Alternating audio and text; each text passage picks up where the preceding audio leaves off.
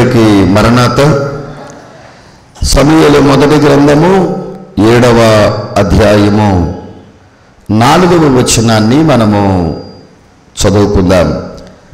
అంతటా ఇశ్రాయేలీయులు బయలు దేవతలను అస్తారోతు దేవతలను తీసివేసి యెహోవాను మాత్రమే సేవించిరి. దేవుడు తన పరిశుద్ధమైన మాటలు దీవించునుగాక. ఆమేన్. కొంచెం సౌండ్ తగ్గించండి అన్న. ప్రార్థన చేసుకుందాం. పరిశుద్ధుడైన మా తండ్రి, నీ వాక్యము ద్వారా మాతో మాట్లాడండి యేసయ్యా. నీకు స్తోత్రములు దేవా. గత వారమందు ప్రవక్త సమూయేలు దిద్దుబాటును గురించి మేము మాట్లాడుకున్నాం. స్పష్టంగా సూటిగా మాతో మీరు మాట్లాడారు. ఇదిగో ప్రభువా, ఈ ఆదివారము మేము ఇశ్రాయేలీయులు ఏ పద్ధతులను పాటించారో ఆ పద్ధతులను పాటిస్తూనే మమ్మలను మేము సరిచేసుకుంటూ సరిదిద్దుకుంటూ ముందుకు కొనసాగవలసినటువంటి స్థితిని మాకు తెలియచేయమని, నాతోనూ మాతోనూ అందరితోనూ మాట్లాడుమని యేసు నామమున ప్రార్థించుచున్నాను పరమ తండ్రి. ఆమేన్. ప్రియమైన దేవుని పిల్లలారా, శత్రువులను ఓడించడానికి ఇశ్రాయేలీయులు వాడినటువంటి కొన్ని పద్ధతులను నేను మీకు తెలియచేయాలని ఈ ఉదయకాలమందు నేను భావిస్తూ ఉన్నాను. ప్రియమైన దేవుని పిల్లలారా, ఇప్పుడు చదివినటువంటి వాక్యములో ఇశ్రాయేలీయులు బయలు దేవతలను అస్తారోతు దేవతలను తీసివేసి యెహోవాను మాత్రమే సేవించిరి అన్న మాట మనందరం కూడా జాగ్రత్తగా గమనించవలసిన వారమై ఉన్నాం. అలాగే ప్రియ దేవుని పిల్లలారా, ఇప్పుడు ఇశ్రాయేలీయులైన వారు ఈ పాటించిన పద్ధతులు మనం కూడా పాటించగలిగితే తప్పకుండా దేవాది దేవుడు మనలను కూడా ఆశీర్వదిస్తాడు. మన ముప్పు నుండి దేవుడు తప్పిస్తాడు. ఆనాటి కాలంలో ఉన్న ఇశ్రాయేలీయులు పాటించిన పద్ధతులు ఏమిటి అన్నప్పుడు, ఇక్కడ దేవుని యొక్క వాక్యాన్ని మనం చూసినప్పుడు చాలా స్పష్టంగా మనకు అర్థమయ్యే మాట, ఇశ్రాయేలీయులైన వారు మొట్టమొదటిగా ప్రవక్త మాట విన్నారు. ఏం చేశారు? గనుక ప్రభు పక్షాన మాట్లాడిన సమూయేలు మాటలు ఇశ్రాయేలీయులు శ్రద్ధగా విన్నారు. సమూయేలు ప్రవక్త ప్రభు పక్షాన నిలబడిన ప్రవక్త. దేవుని పక్షమున నిలబడి ప్రవక్త ఒక మాట చెప్పినప్పుడు ఆ మాటను బట్టి ఇశ్రాయేలీయులైన వారందరూ కూడా నువ్వు చెప్పినట్టే మేము చేస్తాము అని వారందరూ కూడా నిలబడ్డారు. అంటే మొట్టమొదటిది, ప్రభు పక్షాన నిలబడినటువంటి సమూయేలు ఏ మాటలైతే చెప్పాడో ఆ మాటలు వాళ్ళు శ్రద్ధగా విన్నారు. దేవుడు మనలను ఆశీర్వదించడానికి మొట్టమొదటిగా మనం చేయవలసిన పని, దేవుని వాక్యమును సేవకులు చెప్పుచున్నప్పుడు మనం దానిని శ్రద్ధగా వినాలి. వినుట వలన విశ్వాసము కలుగుతుంది. వినే మాట క్రీస్తు మాట అయి ఉండాలి. ఈ లోకములో మనం లాభాన్ని గురించో ధనాన్ని గురించో మరి ఏ ఇతర వాటిని గురించి మనం చెప్పినప్పుడు శ్రద్ధగా వింటాం. కానీ దేవుని వాక్యం గురించి చెప్పేటప్పుడు మనలోనికి అపవాది ఏం చేస్తాడు అని అంటే, అనాలోచన అశ్రద్ధను తీసుకొచ్చి పెడతాడు. దయచేసి మీ అందరికీ నేను చెప్పే మాట, ప్రభు పక్షాన మాట్లాడిన సమూయేలు మాటలు ఇశ్రాయేలీయులు విన్నారు. అందును బట్టి వారికి వచ్చిన ప్రతి ఆపద నుండి వారు బయటపడ్డారు. ప్రవక్త మాట వినుట వలన మన ఆపదలన్నిటినీ కూడా దేవుడు సంపదలుగా మారుస్తాడు. ఆమేన్. క్రైస్తవులుగా ఉండిన వారు సేవకుడు చెప్పిన మాటను ఒకవేళ మనం లెక్క చేయకుండా ఉంటే నష్టపోయేది ఎవరు? మనమే. గనుక కష్టపడుతూ కూడా నష్టపోతూ ఉన్నాం. కేవలం మనము దేవుని మాట వినకపోవడం వలన. దేవుని దాసుడు చెప్పిన ప్రతి మాట వినడం మాత్రమే కాదు, మనము పాటించవలసిన వారమై ఉన్నాం. కనుక వింటేనే కాదు కానీ మనందరము కూడా పద్ధతిని ఏం చేయాలి? పాటించాలి. పాటించినప్పుడు మన విశ్వాసపు యాత్ర, మన జీవితపు యాత్ర సాఫీగా సజావుగా సాగటానికి దేవుడు కృప చూపిస్తాడు.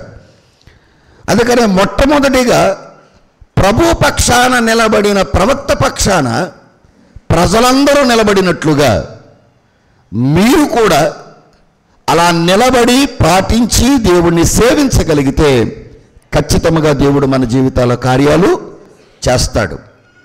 అందుకని అప్పుడు మన భక్తి గట్టిపడుతుంది, మన జీవితాలు కట్టబడి కడవరకు దేవుని పిల్లల ముందుకు కొనసాగగలుగుతాం. భక్తి ఎప్పుడైతే గట్టిబడి జీవితం కట్టబడిందో మన విశ్వాసమును మనం కాపాడుకుంటూ ముందుకు సాగడానికి దేవుడే మనకు సహాయం చేస్తాడు. ఒకవేళ మాట విననొల్లని వారి పరిస్థితి ఏమిటి? మీ ఇంట్లో మీ బిడ్డలు మీ మాట వినకపోతే మీరు ఎలాగైతే వారి మీద కోప్పడతారో, మీ మనస్సు వారి మీద ఎలాగైతే కష్టం పెట్టుకుంటుందో, అలాగే మాట వినని వారి పక్షాన దేవుడు కూడా కోపపడతాడు, కష్టం పెట్టుకుంటాడు అన్న సంగతి మనందరం కూడా గ్రహించవలసి ఉంటుంది. గనుక నీ మాట చొప్పున చేస్తాను అని పేతురు ప్రభు మాట చొప్పున వలేసినప్పుడు రమారమి 153 పెద్ద చేపలు వలలో పడ్డాయి. వల నిండింది. అంటే మన జీవితం సాఫీగా సాగిపోవాలి అని అంటే ఎవరి మాటలు మనం వినాలి చెప్పండి?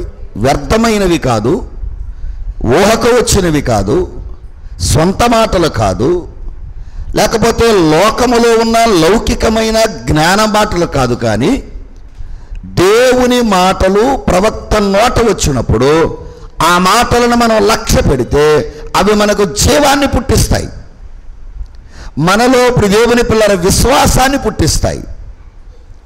అలాగే మనం అనారోగ్యం చేసినప్పుడు, మనకి మందు వాడినప్పుడు ఎలాగైతే అనారోగ్యం పోయి ఆ నరాలకి, ఆ ఎముకలకి, ఆ ప్రేగులకి ఎలాగైతే ఆరోగ్యం వస్తుందో, దేవుని వాక్యము కూడా ఒక ఔషధము లాంటిది. గనుక దేవుని సేవకులు చెప్పేటువంటి మాటలో జీవం ఉంటుంది. గనుక ఆ మాటను మనం విన్నప్పుడు దేవుడు మన జీవితంలో కూడా సంపూర్ణమైనటువంటి స్థితిని దేవుడు మనకి ఇస్తాడు. ఇది మొదటిది.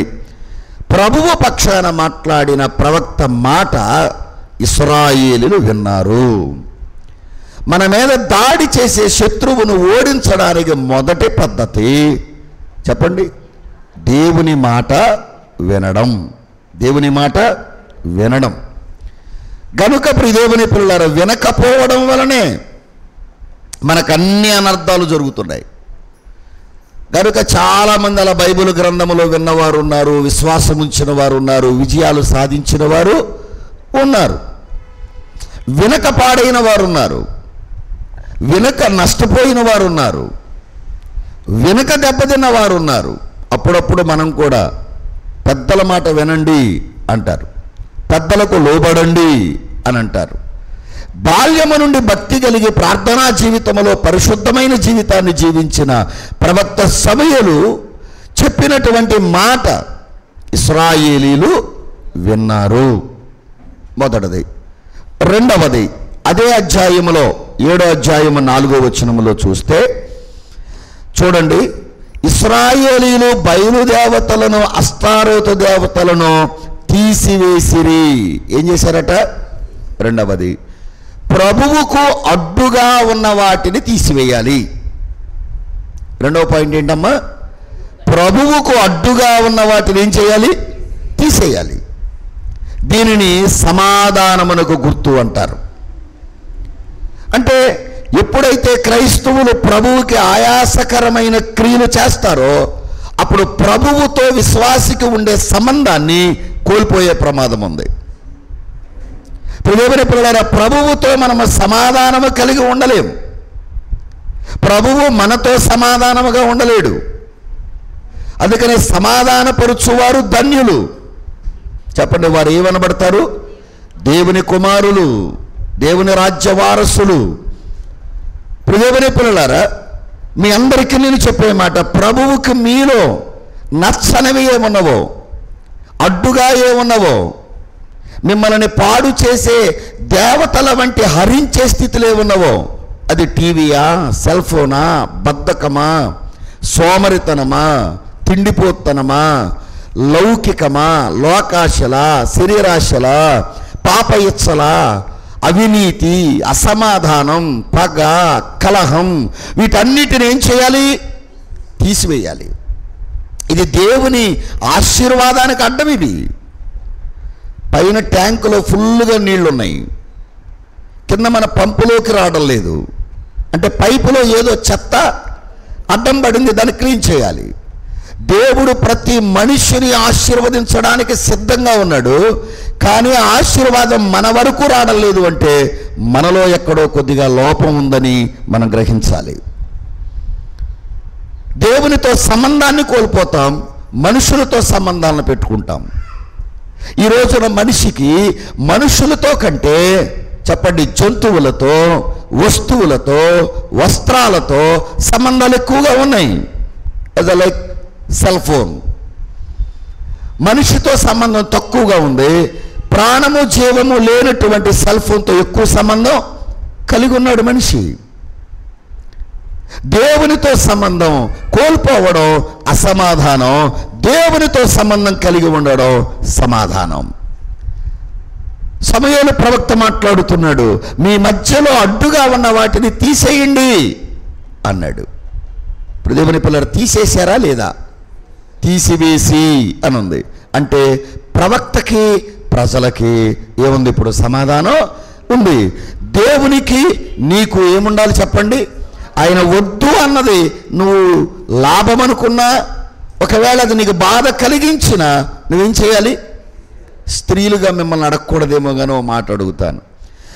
నాకు ఇది ఇష్టం లేదు అన్న దానిని ఎన్నిటినో నీ భర్త కొరకు వదిలేసుకున్నావు. కొన్నిసార్లు అయితే ఇంకా మాట చెప్పనా, మీ ఇంటికి వెళ్ళడం, మీ పుట్టింటికి వెళ్ళడం నాకేమాత్రం ఇష్టం లేదు అన్నప్పుడు ఏం చేసావు? చెప్పాలి మీరు. మానేసావు. ఈ కూర నేను ఇష్టపడడం లేదని నీ భర్త అంటే, సరే నేనొక్కదాన్నే దాన్ని ఏం వండుకు తినలే, నా భర్తకి ఇష్టం లేని దాన్ని నేనేం తిన్నని కొంతమంది ఏం చేశారు? మానేశాం. ఈ వీధిలో ఉండడం నాకు ఇష్టం లేదు, ఈ వ్యక్తితో మాట్లాడటం నాకు ఇష్టం లేదు అని అంటే, కష్టం అనిపించినా, బాధ అనిపించినా, నొప్పి అనిపించినా మానేశావు. మరి దేవుడికి ఇష్టం లేనివి నీలో ఏమున్నాయి?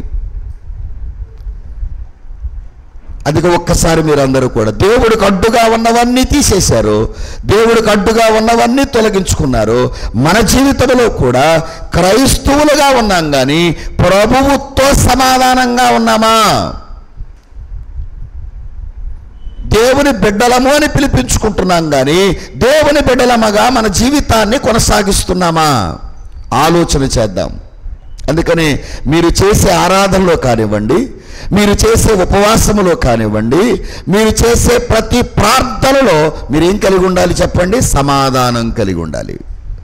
యేసుక్రీస్తు ప్రభు యొక్క జన్మములో దేవదూతలు భూలోకానికి వచ్చి లూకా సువార్త 2లో ఏం ప్రకటించారు అంటే సమాధానాన్ని ప్రకటించారు. యేసు ప్రభు 3.5 సంవత్సరాల సేవలో అందరికీ సమాధానాన్ని ప్రకటించాడు. మూడవదిగా పునరుద్ధానుడైన ప్రభు యేసుక్రీస్తు కూడా లేచిన తర్వాత మేడగదిలోకి వెళ్ళి మీకు సమాధానము కలుగునుగాక, భయపడొద్దు అన్నాడు. అంటే దేవుడు సమాధానమునకు కర్త కానీ అల్లరికి కర్త. అంటే మన దేవుని దగ్గర నుండి మనం జవాబు పొందుకోవాలి అని అంటే, ఆశీర్వాదాన్ని పొందుకోవాలంటే, మన శత్రువును మనం ఓడించాలి అనంటే, ఆ శత్రువు మీద మన విజయాన్ని సాధించాలి అనంటే, అది నీ రుణమే కావచ్చు, రోగమే కావచ్చు, వ్యాజ్యమే కావచ్చు, చిక్కులే కావచ్చు, ఏదైనా దాని మీద విజయం సాధించాలి అనంటే నీలో దేవునికి అడ్డుగా ఉన్న వాటిని తీసివేయాలి. ఏం చేయాలి? ఈ పేగు కత్తిరించకపోతే నీకు ప్రమాదం అని అంటే ఏం చేస్తున్నాం? అది చెప్పండి అమ్మా. ఎంత నొప్పైనా భరించి, ఎన్ని కుట్లైనా వేయించుకుని, ఎన్ని పోట్లైనా పడి ఏం చేస్తున్నాం? కత్తిరించుకుంటున్నాం. నేనంటాను, పరలోకానికి వెళ్లకుండా నీకు అడ్డుపడేది ఏదుందో, నేను ఇలా చెప్తున్నానని అపార్థం చేసుకోవద్దు. ఒకవేళ యూట్యూబ్ ద్వారా వినేటువంటి శ్రేయోభిలాషులు కూడా పెద్ద మనసుతో అంగీకరించండి. దేవత అంటే నిన్ను తిరివేసేది, దేవుడు అనంటే నీ కొరకు బలయ్యేవాడు. ప్రియమైన పిల్లారా, ఈ సెల్ ఫోన్ అనే మహమ్మారి ఏం చేస్తుంది? నీ సమయాన్ని, నీ ఎనర్జీని, నీ యొక్క స్ట్రెంగ్త్ని, ప్రియమైన పిల్లలు నీకున్నటువంటి ఈ లాంగ్ ప్రాసెస్ ఇక్కడ తయారయ్యే ప్రతి దానిని కూడా ఏం చేస్తుంది? తినేస్తుంది. ఆ సెల్ ఫోన్లో పడిపోయి పని చేయటం లేదు, ప్రార్థన చేయటం లేదు, అన్నం తినడం లేదు, చదవడం లేదు, నిద్రపోవడం లేదు. ప్రియ దేవుని పిల్లలారా, అది ఒక హ్యాబిట్గా తయారైపోయింది ఇవాళ. అంటే ఎంత భయంకరం అంటే, ఇలా సమర్థిస్తున్నానని కాదు కానీ త్రాగుబోతుడు కంటే ఎడిక్షన్ అయిపోయింది. ఏంటి చెప్పండి ఇవాళ? Cell phone. దానివల్ల రేడియేషన్ వస్తుందని తెలుసు, దానివల్ల అనారోగ్యం వస్తుందని తెలుసు, దానివల్ల చాలా సైడ్ ఎఫెక్ట్లు వస్తాయని తెలిసినా ఇదిగో ఈ దేవతను చాలామంది తీసివేయలేకపోతున్నారు. ప్రియమైన పిల్లలారా, దీని ద్వారా మీ అందరికీ చెప్తున్నాను. అందుకని మీరందరూ రెండవదిగా ప్రభువుకు అడ్డుగా ఉన్న బయలు దేవతలను ఏం చేయాలి? ఇశ్రాయేలీయులు తీసేశారో మీరు కూడా తీసేస్తే మీ శత్రువును ఈజీగా జయించవచ్చు. దేవునికి స్తోత్రం. 4వ వచనం మరలా అక్కడే, యెహోవాను మాత్రమే సేవించిరి. ఎవరిని సేవించారు? అది 3వ పాయింట్, యెహోవాను మాత్రమే సేవించుట. ఇది రక్షణకు గుర్తు. దేనికి గుర్తు అంటే శత్రువును ఓడించడానికి మనం ప్రభువు మీద మాత్రమే ఆధారపడాలి. రక్షణ పాత్రను చేబూని నిత్యము నిన్ను వెంబడించేదను. రక్షణ పాత్రను చేబూని నిత్యము నిన్ను వెంబడించేదను. అంటే ఇశ్రాయేలీయులు ఎవరిని సేవించారు? చెప్పండి అమ్మా. యెహోవాను సేవించారు అంటే మనం పెద్ద పర్టికులర్గా తీసుకోక్కర్లా, యెహోవాను మాత్రమే. అంటే దేవుని పిల్లలు శత్రువును ఓడించడానికి మన మీద కాదు, బలం మీద కాదు, జ్ఞానం మీద కాదు, ఎవరి మీద ఆధారపడాలి? గనుక ఆయన మాత్రమే సేవించారు, ఆయన మాత్రమే ఆరాధించారు, ఆయన మాత్రమే పూజించారు. అంటే వీరు దేవుని ప్రజలుగా ఉండినప్పటికీ, ఇశ్రాయేలీయులు దేవుని ప్రజలుగా ఉన్నప్పటికీ ఇతర ప్రతిమలను సేవించే అలవాటు కలిగి జీవించారు. అందుకని సమూయేలు ప్రవక్త అంటున్నాడు, మీరు యెహోవాను మాత్రమే సేవించాలన్నప్పుడు, దేవుని పిల్లరా మీ మధ్యలో ఉన్న దేవునికి నచ్చనివి తీసేయాలన్నప్పుడు ప్రవక్త మాట విన్నారు? చెప్పండి, విన్నారా? విన్న వీళ్ళందరూ కూడా దేవుని పిల్లరా తీసేశారు. తర్వాత ఇప్పుడు 3వది ఏం చేస్తున్నారు? సేవిస్తున్నారు. దేవుని పిల్లరా ఇతర వాటిని సేవించినప్పుడు వారు చాలా నష్టాన్ని చవిచూచారు, కష్టాలను ఎదుర్కొన్నారు. శత్రువులు పదే పదే వారి మీద దాడి చేశారు, దండెత్తారు, దోచుకుపోయారు. అందుకే నేను చెప్తున్నాను, నీ పంటను కానీ, నీ పశువును కానీ, నీ ఇంటిలో ఆరోగ్యమును కానీ, సమాధానమును కానీ, ప్రియ దేవుని పిల్లలారా అపవాది దోచుకుపోవడానికి కారణం ఏంటో చెప్పనా? ఈ నష్టాలకి కారణం ఏంటో చెప్పనా? దేవునికి ఇష్టము కానివి ఏవో వాటిని నువ్వు సేవిస్తున్నావు, వాటిని ఏవో నువ్వు సేవిస్తున్నావు. ఎప్పుడైతే ప్రవక్త చెప్పాడో ప్రజలకు బుద్ధి వచ్చింది, మనసు మారింది, పాపము నుండి బయటపడ్డారు. శత్రువుల చేతిలో నుంచి రక్షించడానికి వీళ్ళు ఎన్నుకున్న ఏకైక మార్గం దేవుని పిల్లల యెహోవాను మాత్రమే సేవించుట. అందుకనే రక్షణ పాత్రను చేబూని నిత్యము నేను నిన్ను వెంబడిస్తాను. ఆదివారమే కాదు, శుక్రవారమే కాదు, ఉపవాస ప్రార్థనలోనే కాదు, ఎప్పుడు కూడా ఆ రక్షణ పాత్రను పట్టుకొని, రక్షకుడైన ప్రభువుని పట్టుకొని మనం ప్రభువుని వెంబడించాలి. కనుక దేవుని పిల్లలారా, అధికారం ఉందని అధికారులను, ధనముందని ధనవంతులను, వాడు మంచి చిక్కుల్లో సలహాలు ఇస్తాడని వాడినో, మంచి అడ్వైజర్ అనో, మంచి అడ్వెంచర్ అనో, మంచి దేవుని పిల్లరా యాటిట్యూడ్ కలిగిన వాడనో, ఒకవేళ నువ్వు వారిని వెంబడిస్తే నేనంటాను, వీళ్ళందరూ దేవుడి కంటే గొప్పవాళ్ళు కాదు. నిజంగా దేవుడు ఈ లోకానికి ధనవంతుడు అవసరమైతే ధనవంతుడిగా వచ్చి ఉండేవాడు. ఈ లోకానికి దేవుడు జ్ఞాని అవసరమై ఉంటే జ్ఞానిగా వచ్చేవాడు. దేవుడు ఈ లోకానికి శాస్త్రవేత్త అవసరమైతే శాస్త్రవేత్తగా వచ్చేవాడు. కానీ ఈ లోకానికి దేవుడు ధనవంతుడుగా కానీ, అధికారిగా కానీ, నాయకుడిగా కానీ, జర్నలిస్టుగా కానీ, శాస్త్రవేత్తగా కానీ రాలేదు. ఒక ఇంజనీర్గా రాలేదు, రక్షకుడుగా వచ్చాడు. అంటే అందరికి ఎవరు అవసరం? ఇప్పుడు రక్షకుడు అవసరం, ఆత్మకు రక్షణ అవసరం. కనుక ఆ రక్షణ పాత్రను చేత పట్టుకొని మనం యెహోవాను సేవించవలసిన వారమై ఉన్నాం. దేవుని పిల్లలారా, ధనముతో దేన్నైనా సంపాదించుకోవచ్చని తండ్రికి దూరమై వెళ్ళిపోయి పందులు పొట్టు తిన్నా తప్పిపోయిన కుమారుడు తిరిగి మరలా తండ్రిని సేవించటానికి రాలేదా? సమస్తమును కోల్పోయాడు వాడు. అందుకనే ప్రియ సహోదరుడా, సహోదరి, మీ అందరికీ నేను చెప్తున్నమాట, మనం కూడా ఏ మార్గంలో ఉన్నాం? మనము ఎక్కడ ఎవరిని సేవిస్తున్నాం? ప్రభువుని మాత్రమే సేవిస్తూ ఉన్నామా, లేదా ప్రభువుతో పాటు ఇంకా అనేకమైన వాటిని ఏమైనా సేవిస్తున్నామా? మద్యమును సేవించడం మీకు హానికరం అని వాడే చెప్తాడు. కానీ ఎవరైనా మానుతున్నారా? చెప్పండి. Smoking is injurious to health అంటే దాని మీదే ఉంటుంది, ఆ పెట్టి మీద. కానీ వాడు మానుతున్నాడా? అందుకే నేనేమంటున్నాను అంటే, ఎన్ని రకాలుగా సేవకులు చెప్పినా మీరు వేరే వేరే వాటిని సేవించుట ద్వారా మన శత్రువును మనము ఓడించలేం. శత్రువును ఓడించాలంటే ఒకటి గుర్తుపెట్టుకోండి, వాడి బలహీనత మనకు తెలియాలి, మన బలం ఏంటో వాడికి అర్థం అవ్వాలి. మీకు అర్థమైందా? మన బలహీనత వాడికి తెలిస్తే మనల్ని ఈజీగా జయించే ప్రమాదం ఉంది. అందుకని మీకు కూడా మనసుకు వచ్చినవన్నీ చేస్తూ, మనసుకు నచ్చినవన్నీ చూస్తూ, అవసరమైనవన్నీ జరిగిస్తూ, దేవా నువ్వు నన్ను ఓడించేస్తున్నావు, అన్నిటిలో ఓడిపోతున్నాను, నేను గెలవలేకపోతున్నాను అంటే దేవుడు దానికి జవాబుదారీ కాదు. నీ కంటితో ఏం చూస్తున్నావు? నీ నోటితో ఏం మాట్లాడుతున్నావు? నీ శరీరముతో నువ్వేం జరిగిస్తున్నావు? ఒకసారి మీకు మీరే ఆలోచన చేసుకోండి.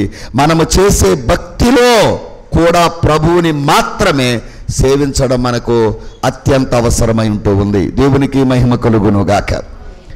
నాలుగవదిగా మీరు చూస్తే 5వ వచనాన్ని, సమూయేలు మొదటి గ్రంథం 7వ అధ్యాయం 5వ వచనం, వారు మిస్పాలో కూడుకొని నీళ్లు చేది యెహోవా సన్నిధిని కుమ్మరించి ఆ దినము ఉపవాసముండి. ప్రియదేవుని పిల్లలారా చూద్దాం. 4వది, ప్రవక్త చెప్పిన చోటికి వచ్చారు. ఎక్కడికి వచ్చారమ్మా? అది ప్రియదేవుని పిల్లలారా, ప్రవక్త చెప్పిన చోటికి వచ్చారు. ఇది ఏంటి అనంటే విశ్వాసానికి గుర్తు. దేనికి గుర్తమ్మా? ఒకటి చెప్పింది విన్నారు, రెండవది తీసేశారు, మూడవది సేవించారు, నాలుగవది చెప్పిన చోటికి చెప్పినట్టు వచ్చారు. ఈ విషయాన్ని కొద్ది లోతుగా మనం ధ్యానం చేస్తే, ప్రవక్త చెప్పిన చోటికి అందరూ వచ్చారా? కొందరే వచ్చారా? అందరూ వచ్చారు. అంటే ప్రవక్త చెప్పిన చోటికి రావడం అంటే విశ్వాసమునకు గుర్తు. దేనికమ్మా? విశ్వాసానికి గుర్తు. విశ్వాసము ఉంది కనుక ప్రియదేవుని పిల్లలారా, మనం ఏం చేస్తున్నాం? ప్రవక్త చెప్పిన చోటికి మనం వస్తున్నాం. జాగ్రత్తగా గుర్తుపెట్టుకోండి. అబ్రహాము విశ్వాసాన్ని ఒకసారి మనం చూస్తే, అబ్రహాము ఎలాగైతే విశ్వాసాన్ని ఉంచాడో అలాగే వీరు కూడా గొప్ప విశ్వాసాన్ని ఉంచారు. నేను చూపించు దేశానికి వెళ్ళు అని దేవుడు చెప్పినప్పుడు అబ్రహాము విశ్వాసాన్ని ఉంచాడు. అందుకని దేవుడు చెప్పిన చోటికి ప్రశ్న వేయకుండా మారు మాట మాట్లాడకుండా, సాకులు చెప్పకుండా అబ్రహాము తన భార్యను వెంట పెట్టుకుని వెళ్ళాడు. నేను అందుకే చెప్తున్నాను, చాలాసార్లు చెప్తాను సంఘానికి పదే పదే, దేవుడు పనికి మీరు ఏది అడ్డుగా చెప్పినా అది సాకే. ఈరోజు మనందరికీ కూడా వర్షం ఒక సాకు అయి ఉండొచ్చు, ఎండ ఒక సాకు అయి ఉండొచ్చు, చలి ఒక సాకు అయి ఉండొచ్చు, పని ఒక సాకు అయి ఉండొచ్చు.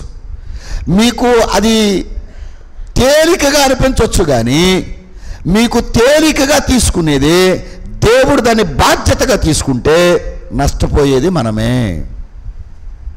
అప్పుడప్పుడు నవ్వుతూ కొన్ని మాటలు మనల్ని మన ఎదురుగుండా ఉన్న మనుషులను అనేస్తాం. మాట్లాడరే?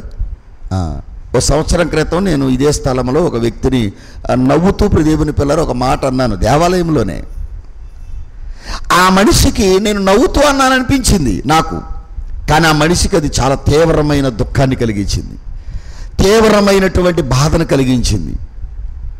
ఏదో ఒక సందర్భం మరలా వచ్చినప్పుడు, ఏమయ్యా ఏంటి మధ్యకాలంలో అలా ఉన్నావు అని అంటే, అయ్యగారు మీరు అన్నమాట నాకు పలానా రోజున చాలా బాధ కలిగించింది అన్నాడు. అయ్యో నేను చాలా క్యాజువల్గా అన్నాను బాబు, నవ్వుతూ అన్నాను, నువ్వైతే ఏమనుకోవని అని ఆ అబ్బాయికి నేను ఆ ఒక్క మాటకి నేను 10 రకాల ఎక్స్ప్లెనేషన్స్ ఇవ్వాల్సి వచ్చింది. నాకు అప్పుడు అనిపించింది, అసలు నోరు తెరిచి నేను ఆ మాట అనడం ఎందుకు, ఇన్ని రకాలుగా ఆ అబ్బాయికి నేను ఎక్స్ప్లెనేషన్ ఇవ్వాల్సిన అవసరం నాకేంటి, నా నోటి మీద వేలేసుకుంటే పోలా అనిపించింది. ఆ రోజు నుంచి ఈ రోజు వరకు మరలా దేవుని పిల్లారా, నేను ఒక మాట అనలేదు, ఓ పని చెప్పలేదు, ఓ పనికి రమ్మని పిలవలేదు. దేవునికి మహిమ కలుగును గాక. అంతే. నేను వదిలేశాను అనుకోండి, దేవుడు చూసుకుంటాడు. నేను చాలామందిని ఎందుకు పట్టుకుంటానంటే, దేవుని పిల్లలారా, కొన్ని రకాలైనటువంటి పనులు సరే గ్రంథములో ఉన్నవి కనుక అది చేసేవాడికి ఎలాగుంటుందని అంటే, అది స్వార్థానికి ఉపయోగించుకుంటున్నాడేమో అన్నట్టు అనిపిస్తుంది మనిషికి. అందుకే మీకు కూడా చెప్తున్నా, ప్రవక్త చెప్పిన చోటికి రావడం విశ్వాసము. ఏంటి చెప్పండి? అది మీ విశ్వాసం ఉందనుకోండి, మీరు ఏం చేస్తారు చెప్పండి అమ్మా? ఎంత దూరమైనా వస్తావు. ఎక్కడ మోరియా పర్వతం, ఎక్కడ కనాను దేశం, ఎక్కడ యూఫ్రటీస్ నది, ఎక్కడ కనాను దేశం. విశ్వాసం ఉండబట్టే కదండి అన్నిటినీ అందరినీ అన్నీ వదులుకొని కట్టుబట్టలతో తన భార్యను వెంట పెట్టుకుని వచ్చాడు. అవునా? ఎంత నమ్మాడండి దేవుణ్ణి. నేను చాలామందికి చెప్తాను ఏమాట అంటే, ఆధారములు లేనప్పుడు, నిరీక్షణకు ఆధారం లేనప్పుడు, దేవుని పిల్లలారా, ఆరాధనలు లేనప్పుడు, ఆలయాలు లేనప్పుడు, యాజకుడు లేనప్పుడు, బోధలు లేనప్పుడు, బోధకుడు లేనప్పుడు, దేవుని పిల్లలారా, దేవుడిచ్చిన కలను నమ్మి తన భార్యను వెంట పెట్టుకుని అబ్రహాము వచ్చినటువంటి విశ్వాసం ఈ రోజున మనకు కూడా ఉంటే, నీ విశ్వాసాన్ని బట్టి నీకు విజయం వస్తుంది. విశ్వమంతటిని గావించిన నీ తండ్రి విశ్వాసమున గావింపలేడా అన్నారు మన దైవజనులు. అవును కదా? ఇంత గొప్ప విశ్వాసాన్ని కలుగజేసిన తండ్రి ఈ గుప్పెడంత గుండెలో విశ్వాసం పుట్టట్లేదా? అందుకని విశ్వాసము కలిగి ఉండాలి. అబ్రహాము ఎలాగైతే విశ్వాసం ఉంచాడో మనం కూడా అలాగే విశ్వాసం ఉంచాలి. సరే, అన్ని వదిలేసిగా దేవుడు ఇస్తాడులే, అందరూ ఎవరో లేకపోయినా దేవుడు ఉంటే చాలులే. సరే, కనబడింది అబ్రహాం గారికి, వినబడింది అబ్రహాం గారికి, దేవుడు మాట్లాడింది అబ్రహాం గారితో. కానీ శారమ్మ అబ్రహాం మీద ఏముంచింది? నమ్మకం ఉంచింది. నా భర్తతోనే నేను నడుస్తాను, నా భర్త అడుగుజాడల్లో నేను వెళతాను అనే నమ్మకం కలిగి అబ్రహాం అడుగులు అడుగేస్తూ శారమ్మ గారు వచ్చారు. అబ్రహామేమో దేవుని పిల్లలారా దేవుని మాటలో అడుగులు అడుగేస్తూ అబ్రహాము నడిచాడు. ఇద్దరు విశ్వాసాన్ని బట్టి వారు కీడును జయించారు, రాజులను జయించారు, పేదరికాన్ని జయించారు. దేవుని పిల్లలారా, వారి మీదకి వారి బిడ్డల మీదకి వచ్చినటువంటి అన్ని దుష్ట పరిస్థితులన్నిటినీ గెలిచి నిలిచారు. దేవునికి మహిమ కలుగును గాక. అందుకే మీకు కూడా చెప్తున్నాను, ప్రవక్త ఎక్కడికైతే చెప్పాడో మీరందరూ మిస్పాలో కూడుకొని, అంతేనమ్మా? అది అందుకని ప్రవక్త చెప్పిన చోటుకు వచ్చారా రాలేదా? మనం కూడా అంతే. ఇందులో గొప్ప విషయం ఏంటంటే, దేవుని పిల్లలారా, అబ్రహాము కూడా ప్రభు చెప్పిన చోటుకి వెళ్ళి తన ప్రియమైన కుమారుడైన ఇస్సాకును బలివ్వడానికి వెళ్ళాడు. వెళ్ళేటప్పుడు ఆ పరివారితో చెప్తున్నాడయ్యా, మేము వెళ్ళి వస్తాం అన్నాడు. కొడుకుని దేవునికి బలివ్వడానికి వెళుతున్నాడు. దేవుని పిల్లలు దేవుడి కోరిక నెరవేర్చడానికి వెళుతున్నాడు. దేవుని కోరిక నెరవేర్చడానికి వెళ్ళడం అబ్రహాము విశ్వాసానికి గుర్తు. ప్రేమగా పెంచుకున్న ఇస్సాకుని బలిమ్మని దేవుడు అడిగాడు. అవునా? నేనంటాను, దేవుడు కొన్నిసార్లు నువ్వు దేన్నైతే ప్రేమిస్తావో దాన్ని నా కొరకు కొద్దిగా వదులుకో అన్నాడు అనుకోండి. మీలో ఎంతమంది దాన్ని వదులుకునే వాళ్ళు ఉన్నారు చెప్పాలి. మీరు ఎవరు బాధపడొద్దు, ఈ మాట నాదే, అయ్యగారు నన్ను అన్నాడు అని మీరు అనుకో అవసరం లేదు. కానీ మీలో పశ్చాత్తాపం వస్తే అంతకంటే గొప్ప మేలేమీ లేదు. దేవుని కోసం చాలా, నీ భర్త కోసం, నీ పిల్లల కోసం చాలా వదులుకున్నావు. ప్రసవించే సమయంలో ప్రాణం వదులుకోవడానికే సిద్ధపడ్డావు. అమ్మ ప్రసవ నొప్పి సరిగా రాలేదు తల్లి, ఆపరేషన్ పడద్దంటే పర్లేదులే చేసేయండి, నా బిడ్డ బాగుండాలి అన్నావు. దానివల్ల ఎన్ని ఇబ్బందులు వచ్చాయో నీకు. కూర్చోలేకపోయావు, నిలబడలేకపోయావు. ఒక 6-7 నెలల పాటు ఇప్పుడు దేవుని పిల్లలారా చెప్పండి, ఎన్ని వదులుకున్నావు. మాట్లాడలేదు, ఎన్ని ఇబ్బందులు పడ్డావు. ఇది కనుక నేను కూడా మీకు చెప్పే మాట, దేవుడు అన్నిసార్లు ఇస్తాడు, ఒక్కసారి ఏదో ఒకటి మనకిష్టమైంది అడుగుతాడు. అది గుర్తుపెట్టుకోండి. దేవుడు అన్నిసార్లు ఇస్తాడు. అడుగుడు మీకు ఇవ్వబడును అన్నాడు కనుక తప్పకుండా ఇస్తాడు. కానీ ఇన్ని ఇచ్చిన దేవుడు ఏదో ఒక రోజున అడుగుతాడు. అడిగినప్పుడు నువ్వు చెప్పే సమాధానం ఏమిటి? నువ్వు దేవుడికి చెప్పే సమాధానం ఆలోచించి చెప్పాలి. దేవుని పిల్లలారా, ఒక గడి అయినా నా కొరకు మెలకువగా ఉండలేరా అని ప్రభు చెప్పలేదా? మాట్లాడలే, ఉండాలి. ఎన్నోసార్లు అండి శ్రమలు వచ్చినప్పుడు, బాధలు వచ్చినప్పుడు, అనారోగ్యాలు వచ్చినప్పుడు మనం దేవుని పిల్లలారా తినడం మానేశాం, పని మానేశాం, నిద్ర మానేశాం. అంటే నేనేమంటానంటే, స్నేహితుడి కంటే, అమ్మ కంటే, బంధువుడి కంటే, నాన్న కంటే, పని కంటే నువ్వు దేవుణ్ణి ఎక్కువగా ప్రేమిస్తే చెప్పండి, దానియేలులాగా నువ్వు ప్రార్థన మానవు, ఆరాధన మానవు. ఇప్పుడు రాజుగారు శాసనం చేశాడని దానియేలు గనక భయపడి ఉంటే ఏం మానేసేవాడు? అందుకనే ప్రవక్త చెప్పిన చోటికి విశ్వాసం ఉంది కనుక అందరూ వచ్చారు.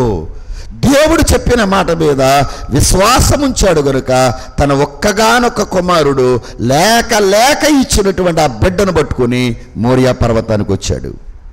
బలివ్వడానికే వచ్చాడు, బలైపోవడానికే సిద్ధపడ్డాడు ఇస్సాకు కూడా. కానీ మేము తిరిగి వస్తాం అని మాట్లాడతాడు ఆదికాండములో అబ్రహాం గారు. దీనిని బట్టి మనం అర్థం చేసుకోవాల్సింది ఏమిటి అంటే, దేవుని మీద ఎంత విశ్వాసం ఉంటే మనకంత విజయం వస్తుంది. దేవుని పిల్లలు, దేవుడి మీద విశ్వాసం పెట్టుకున్న భక్తుల యొక్క విజయాలకు కారణం ఏంటి అని వారిని అడిగితే, మా నమ్మకమే మా విజయానికి కారణం. అప్పుడు ప్రభు అన్నారు ఒక చోట, నీ విశ్వాసమే నిన్ను స్వస్థపరిచింది అని.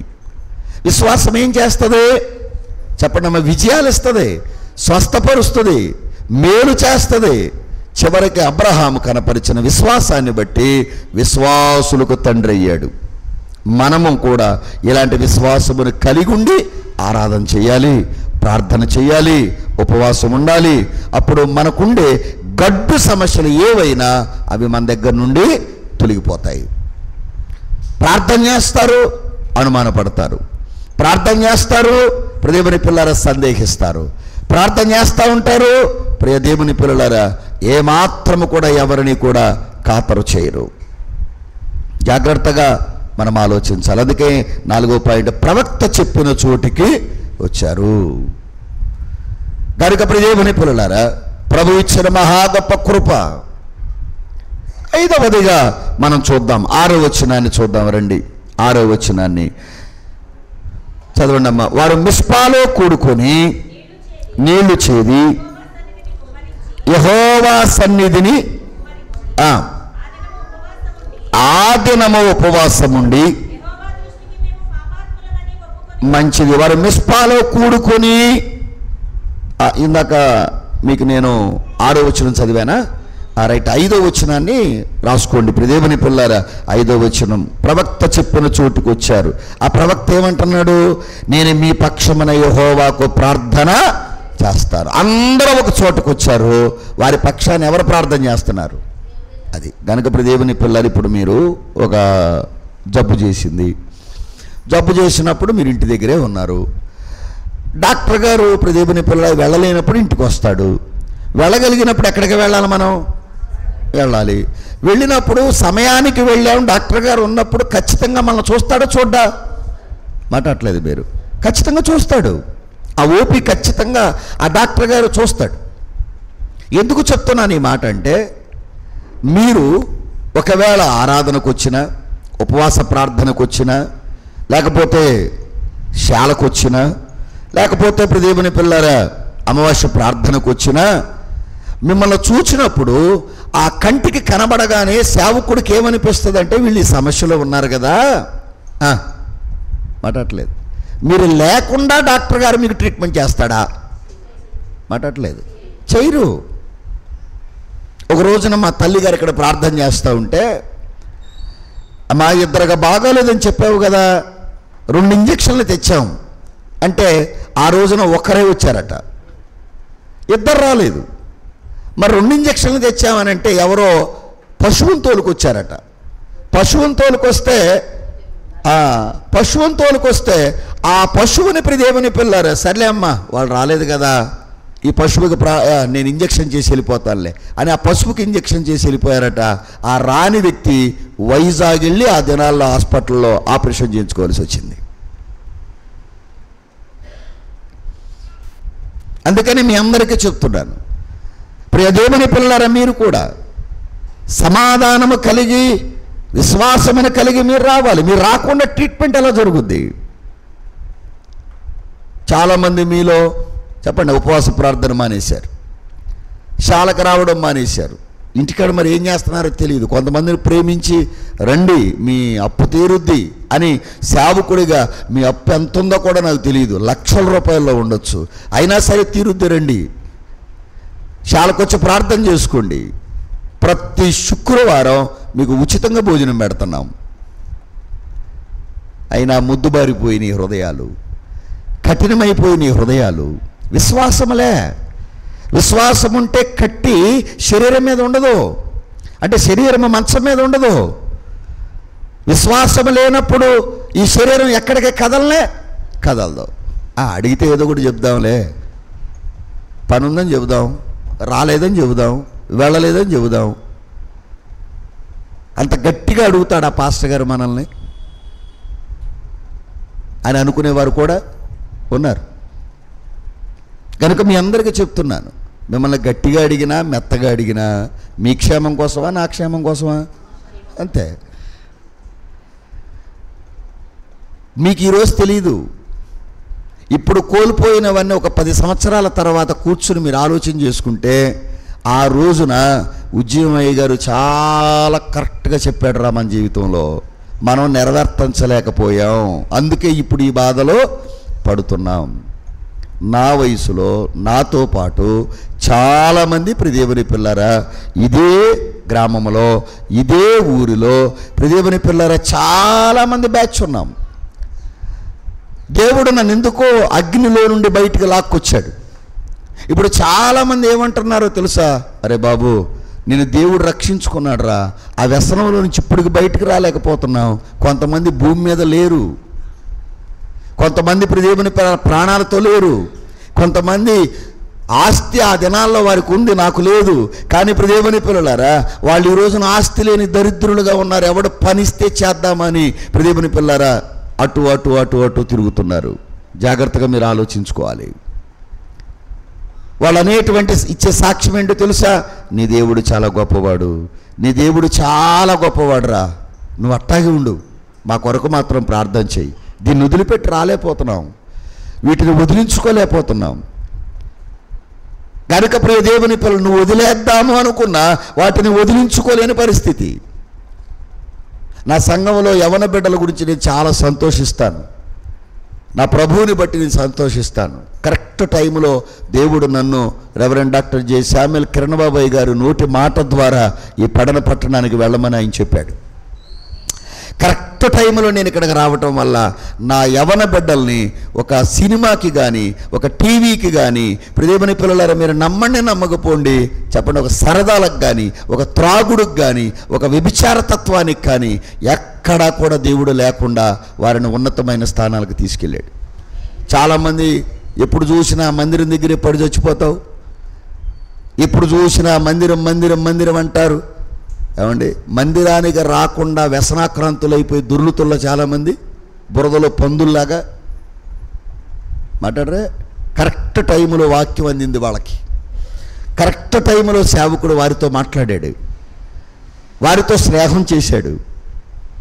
దేవుని పిల్లలు, అందుకే మీకు చెప్తున్నా, ఈ రోజున మీ పిల్లల మందిరాల్లో కూర్చొని అటు ఇటు తిరిగినట్టు అల్లరి చేసినట్టు మీకు అనిపించవచ్చు, కానీ ఏదో ఒక రోజున రేపొద్దుట వాళ్ళు మంచి ఆత్మీయులుగా తయారవుతారు.